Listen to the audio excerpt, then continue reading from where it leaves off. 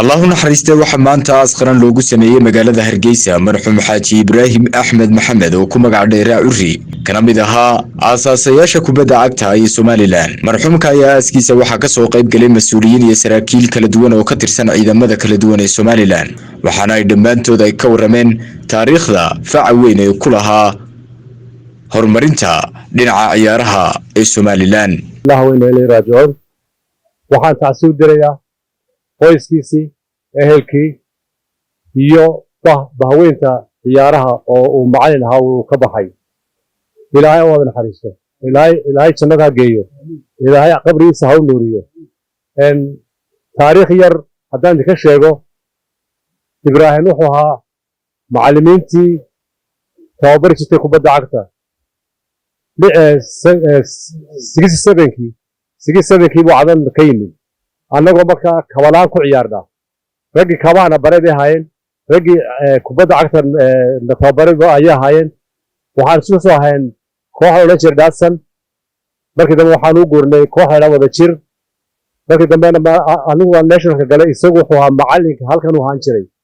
marka wuxuu ahaa nin aad iyo aad u macaan buu ahaa, nin wuxuu ahaa aad u akhlaaq fiican, nin wuxuu ahaa dadka isu soo dhoweeya, nin wuxuu ahaa magaca la baxay wada jir isu keeni jiray dadka.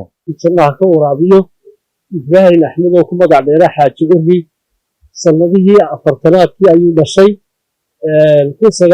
1967 ayuu yimid magaalada hargeysa. reer cadmeed buu ahaa, kubadda cagta isagoo si wanaagsan u garanaya marxuumka. nin carabkiisu aanu dadka weligii hadal qaadin buu ahaa ibraahim. anigu xaajiga ciyaaraha gobollada loo raacay anigoo ah cabdi jaamac raage oo difoosii gobolkan ah. in badan baanu wada shaqaynay.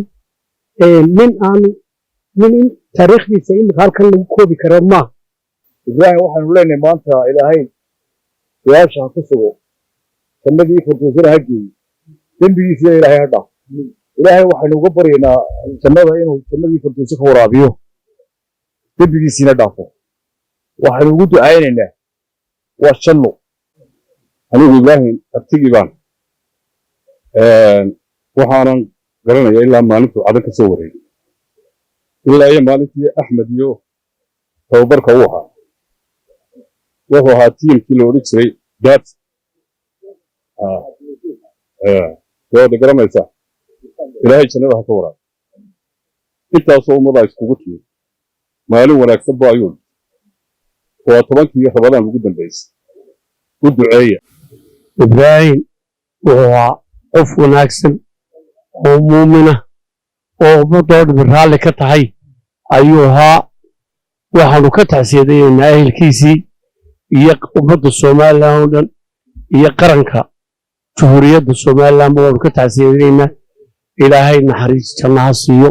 ibraahim waxaan ka tacsiyadaynaa ehelkii iyo qaraabadii ka tegey. anigu ibraahim waan daawan jiray ciyaartu ciyaarayo, aad baan u jeclaa.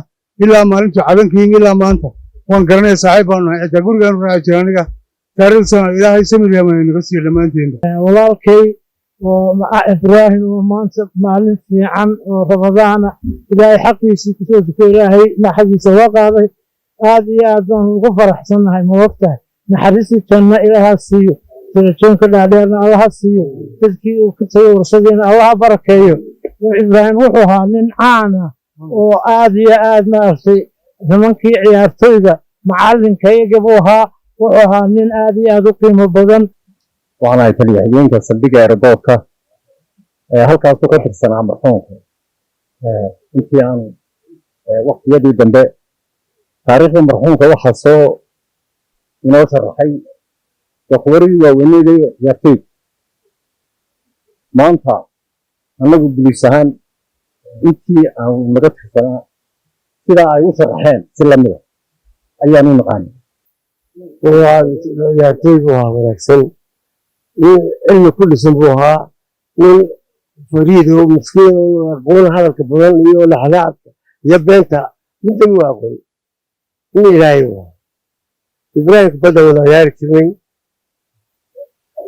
walaalkayga halkan midabkiisa taagan iyo kan kale halkan ka hadlaya sheekeeyey iyo janaka